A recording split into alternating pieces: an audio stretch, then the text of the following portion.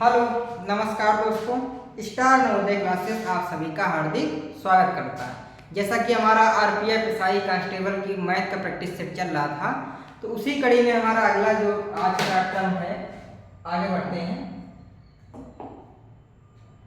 एक निश्चित अवधि के लिए 986 पर साधारण ब्याज 5% साधारण ब्याज की दर से इस दर से समान अवधि के लिए 1296 पर साधारण ब्याज से 62 रुपए कम है। ठीक है, क्या कह रहा है कि ब्याज की दर सेम है, कितनी है? दर आपकी है 5%। कितनी है? 5%। ठीक है, दर आपकी है 5%। उसने बताया है कि उसी दर से 1296 पे जितने रुपए हमें ब्याज मिलता है, क्या मिलता है? जितने रुपए हमें ब्याज मिलता है उससे 986 रुपए पे क्या होता है? 62 रुपए कम ब्याज मिलता है। 62 रुपए कम ब्याज मिलता है, लेकिन दर समान है। क्या समान है? दर समान है। किस दर से, किससे दिया गया है? तो ये आपका दिया गया है साधारण ब्याज पे। तो साधारण ब्याज का सभी को फार्मूला पता ही है। अगर किसी को नहीं पता है तो आप प्लेलिस्ट में जाएं और साधारण ब्याज का फार्मूला और पूरे चैप्टर का कॉन्सेप्ट को समझें। ठीक है, तो अब इसमें होता क्या है?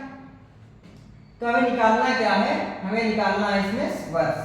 तो समय बराबर हमारा क्या हो जाता है? तो ऐसे ना निकाल के सीधा जो फार्मूला है उसी से निकालते हैं। ठीक है, तो ब्याज को निकालने क्योंकि ब्याज का अंतर दिया है। तो सारा ब्याज क्या होता है? मूलधन गुणे दर गुणे समय बटे 100 ये होता है। तो पहले ये वाला ज्यादा है तो पहले इसको लिखेंगे। तो 1296 गुणा 5 गुणा टी अपान 100 माइनस 986 गुणा 5 गुणा टी अपान 100 इक्वल टू 60 बराबर में कितना है? 62। ठीक है, बराबर में कितना दिया है? 62। यहाँ तक कोई दिक्कत नहीं होनी चाहिए। ठीक है, 5 को यहाँ पे खत्म कर लेते हैं। 5 मिल गया 5 20, 5 को यहाँ भी खत्म कर लेते हैं। ये भी कितना जाएगा? 20। ये 20 और 20 बराबर है तो इसको हम उधर ले जाते हैं। ठीक है, तो 20 को उधर ले जाएंगे तो इधर बचेगा हमारा 1296 गुणा टी माइनस 986 गुणा टी इक्वल टू 62 गुणा 20। ठीक है, 62 गुणा 20। 1296 से 986 घटाएंगे तो कितना बचेगा? 310। कितना बचेगा? 310। 310 टी 310 टी बराबर कितना हो जाएगा? 62 गुणे 20। ठीक है, इसको नीचे लिख लेंगे। टी बराबर निकालेंगे तो क्या करेंगे? 62 गुणा 20 बटे 310। 0 से 0 कट गया। 31 गुना 62, 2 गुना 4। कितने वर्षों के लिए दिया गया? 4 वर्षों के लिए। कितने वर्षों में दिया गया? 4 वर्षों के लिए। जिसको ना समझ में आया तो एक चीज समझो। उसने कहा कि दर समान है और समान दर कितनी है? 5% की। तो 1296 रुपए दिए गए कुछ समय के लिए और 986 रुपए दिए गए, लेकिन जो उनके ब्याज का अंतर है वो 62 रुपए है और समय हमारा समान है तो हमने दोनों को टी टी मान लिया। तो जब ब्याज का अंतर दिया है तो हमें ब्याज का अंतर ही निकालना पड़ेगा। तो जब हम ब्याज का अंतर, हमने ब्याज निकाले दोनों के और उनका अंतर कर दिया, उसके अंतर के बराबर किया और ये क्वेश्चन आपका लग गया। ठीक है, तो ये क्वेश्चन आपका समझ में आ गया सबको? एक तरीका इसका ये है, जिसको स्क्रीनशॉट लेना हो वो ले सकता है। इसका दूसरा तरीका लगा सकते हैं हम। ठीक है, तो वो दूसरा तरीका भी हम आपको बताते हैं। स्क्रीनशॉट ले लिया, चलो इसका दूसरा तरीके की बात करते हैं। एक तरीका आपका ये हो गया। इसी सवाल का दूसरा तरीका बताते हैं। दूसरा तरीका क्या है कि साधारण ब्याज हमारा कितना है? साधारण ब्याज है हमारा, हम मान लेते हैं 62 रुपए। कितना है? 62 रुपए। ठीक है, अब दोनों के अंतर पे मिला है ना, दोनों के अंतर पे मिला है तो मूलधन तो हमारा वही होगा। 62 रुपए किस पे मिला? जो अंतर था। तो मूलधन हमारा कितना हो जाएगा? 1296 माइनस 986 1296 माइनस 986, तो कितना हो जाएगा 310। दर हमारी कितनी है 5%, कितनी है 5%, तो हम समय निकाल सकते हैं। एक तरीका हम इसका ये भी लगा सकते हैं। आप चाहे बड़ा वाला तरीका लगाएं और चाहे आप छोटा वाला तरीका लगाएं, आपका आंसर सेम आएगा। अब निकालेंगे जब समय बराबर, तो समय बराबर आपका क्या फॉर्मूला होता है, समय बराबर फॉर्मूला होता है आपका ब्याज गुणा 100 बटे मूलधन गुणा दर। क्योंकि साधारण में तुमने बताया था कि हर समय बराबर मिलता है, कितने भी साल हो यही होता है। तो जब यहाँ मूलधन रखें, समय बराबर निकालेंगे, तो जब मूलधन रखेंगे तो मूलधन हमारा कितना है, ब्याज कितना आया है, ब्याज आया है 62 रुपए गुणा 100 बटे मूलधन कितना है 310 रुपए, और समय हमारा दर कितनी है 5%। एक जीरो से एक जीरो कट गया, 5 एकम 5, 5 दूनी 10, 31 दूना 62, 2 दूना 4। तो ये दोनों तरीके इस सवाल के लगा सकते हैं। ये वाला तरीका आपको जल्दी हो जाएगा क्योंकि आपको पेपर में जल्दी करना होता है। तो चाहो तो आप उस वाले तरीके से कर सकते हैं और चाहे तो आप इस वाले तरीके से भी कर सकते हैं। ठीक है, अगला क्वेश्चन चलते हैं। 5 लड़के एक कार को 15 लड़के एक कार को 28 दिन पूरा कर सकते हैं, तो उसी कार को 21 लड़के कितने दिन में पूरा करेंगे। ये तो सिंपल सा क्वेश्चन है। 15 लड़के कितने दिन करते हैं 28 दिन में, तो 15 गुणे 28 टोटल काम आ गया।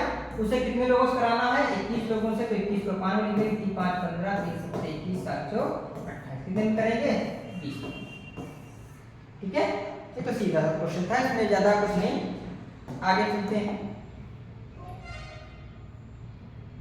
भाग के एक सवाल में भाजक भागफल का 10 गुना है और शेष फल का 5 गुना है। यदि शेष फल 46 है तो भाज्य क्या होगा। तो पहले आपको समझना पड़ेगा कि क्या कहाँ पे होता है। तो ये आपका जो भाग का निशान होता है, तो यहाँ पे आपका होता है भाज्य, ठीक है, यहाँ पर आपका होता है भागफल, ठीक है, और यहाँ पे आपका होता है भाज्य, और नीचे आपका होता है शेष, नीचे आपका क्या होता है शेष फल। ठीक है, अब भाज्य पूछा है तो भाज्य बराबर एक आपका और फॉर्मूला होता है, भाज्य बराबर होता है भाजक गुणा भागफल और प्लस शेष फल, प्लस क्या शेष फल। ठीक है, ये आपका वो होता है। अब उसने क्वेश्चन दिया भाग के सवाल में भाजक भागफल का 10 गुना, इसका कितना है 10 गुना। ठीक है, 10 गुना भाजक भागफल का, और शेष फल का 5 गुना है, और इसका कितना है 5 गुना, कितना है 5 गुना। ठीक है, अब क्वेश्चन में चलते हैं। इसका 5 गुना, उसने कहा शेष फल 46, ये कितना है 46। ठीक है, तो जब ये 46 है तो ये इसका कितना है 5 गुना, तो मतलब 46 गुणे 5, तो 6 पंचे 30, 5 को 20 230, तो भाजक हमारा कितना आ गया 230, और 230 इसका 10 गुना है, तो मतलब 10 गुना है, तो ये कितना हो जाएगा 23, कितना हो जाएगा 23, ये 230 हो गया। अब भाज्य आपको निकालना है, तो भाज्य बराबर आपका हो जाएगा, तीनों चीजें आपको मिल गई हैं, तो भाज्य बराबर होगा भाजक आपका कितना आया 230 गुणा भागफल आपका कितना आया 23 प्लस शेष फल आपका कितना आया 46। ठीक है, 23 का जो होता है वो कितना होता है 529 और एक 0 प्लस 46, तो इसमें जोड़ेंगे तो 592 में 46 जोड़ेंगे तो ये आपका जाएगा 6 9 4 13 2 1 3 5336। ठीक है, तो ये आपका क्वेश्चन हो गया। ठीक है, हम इसको थोड़ा डीपली लेके चल रहे हैं कि आपका कॉन्सेप्ट भी क्लियर हो जाए। अगले क्वेश्चन की ओर चलते हैं।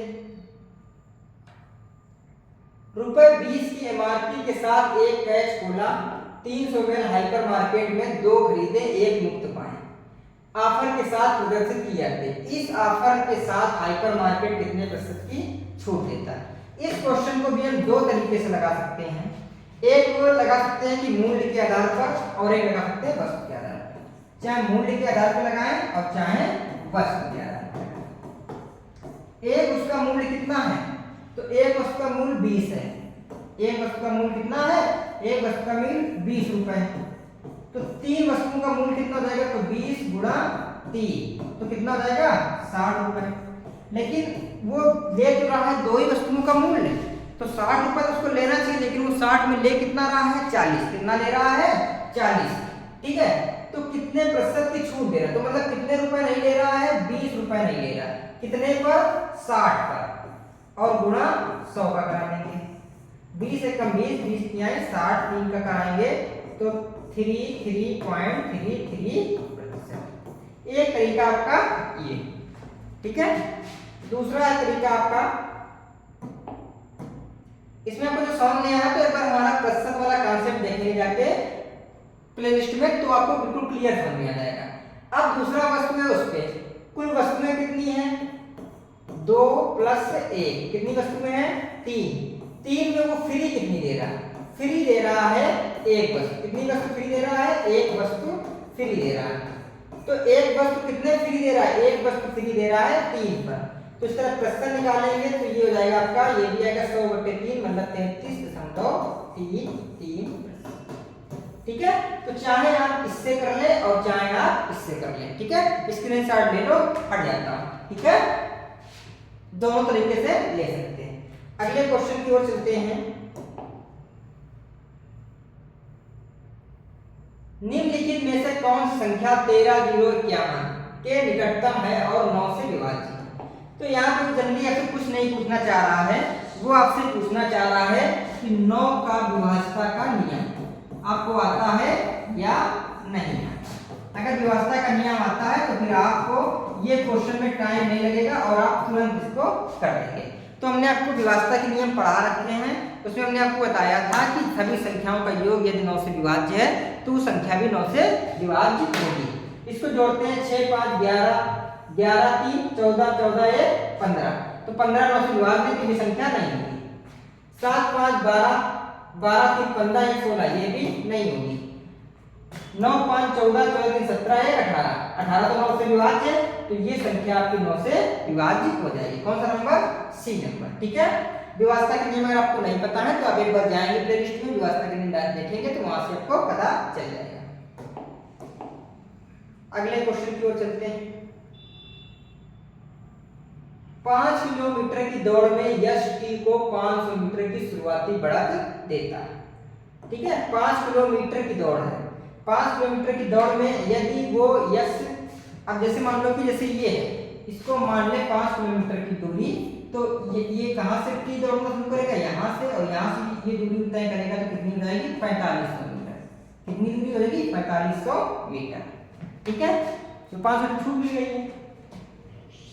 यदि उन्होंने एक ही समय पर दौड़ पूरी की, टाइम बराबर है, और टी की चाल 13.5 किलोमीटर प्रति घंटा है, तो यश की चाल क्या है, टी की चाल कितनी दी है 13.5 किलोमीटर प्रति घंटा, और यहाँ पे हमें डिस्टेंस किसमें दी है, तो डिस्टेंस हमें दी है यहाँ पे किसमें, मीटर में, चाल दी है किलोमीटर में। तो किलोमीटर को मीटर बदलने के लिए किलोमीटर प्रति घंटे को अगर हम मीटर पर सेकेंड बदलते हैं तो हम क्या करते हैं 5/18 का गुणा करते हैं, ठीक है।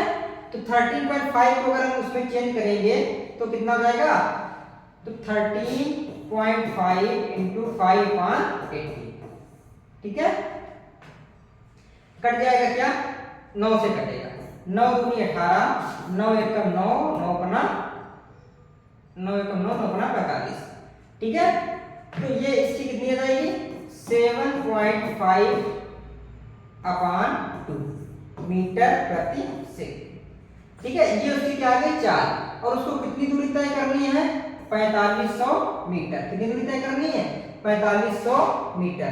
तो 4500 मीटर के लिए समय निकालना पड़ेगा, तो समय बराबर होता है दूरी बटे 4, दूरी आपकी है 4500 और समय आपका है, चाल आपकी है 7.5 × ऊपर 2, दशमलव उठाएंगे तो एक जीरो यहाँ बढ़ाएंगे मतलब 10 बढ़ा देंगे, ठीक है। यहाँ तक क्लियर। अब काटेंगे 15 3 45, 300, 15 पना 75, 5 दूनी 10, ठीक है। 2 3 दूनी 6 दूनी 12, 1200 सेकेंड। क्या लगे? 1200 सेकेंड। 1200 सेकेंड को अब हम बदलेंगे किसमें? 1200 सेकेंड लगे और दूरी अब इस 12 सेकेंड दोनों को लगे, तो उसमें क्या लिखा है कि दोनों ने एक ही समय पे वो पूरा किया। तो अब इसकी चाल निकालेंगे। जब इसकी चाल निकालेंगे तो हम इधर थोड़ा वो कर देते हैं। जब हम उसकी चाल निकालेंगे किसकी? यश की, तो यश ने कितनी दूरी तय की उसी समय में?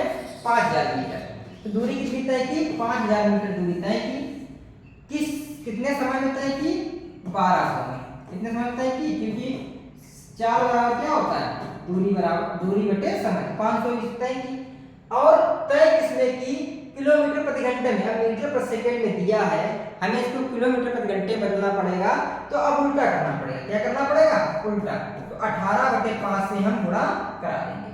2 जीरो से 2 जीरो गए, 6 दूनी 12, 6 तिये 18।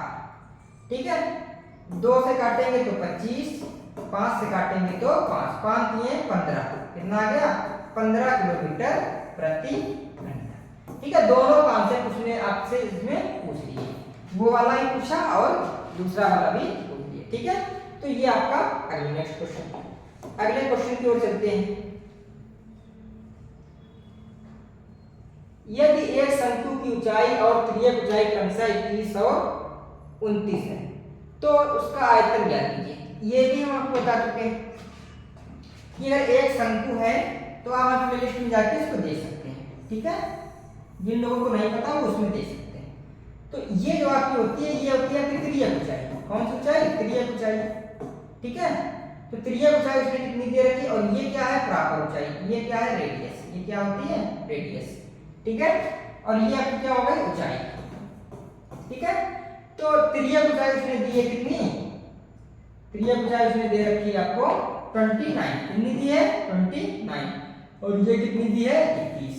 अब जब तक हमें रेडियस नहीं पता चलेगा तब तक हम शंकु का आयतन नहीं निकाल सकते, क्योंकि शंकु का आयतन होता है 1/3 पाई r स्क्वायर h।